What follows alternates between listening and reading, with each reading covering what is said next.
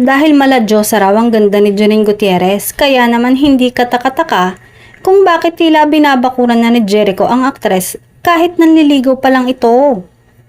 Sa pagsasabi pa lang daw ni Echo na nililigawan niya si Janine, ay tila pinapaalam na niya sa lahat na wala nang pwedeng ibang manligaw sa aktres at siya lang dapat. Sa ngayon ay nanliligaw pa lang ang aktor ngunit parang binabakuran na niya agad ito.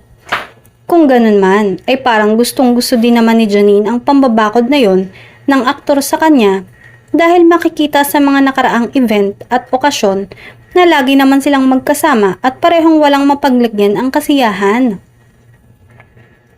Kamakailan nga lang nang mag-celebrate ng birthday si Jericho ay kasama si Janine sa mga nag-organize ng surprise para sa aktor.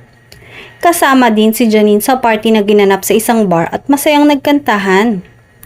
Eto pa, talaga namang binati pa ni Janine ang aktor gamit ang kanyang Instagram account na may kasama pang picture ng kanilang pagdedate sa Intramuros.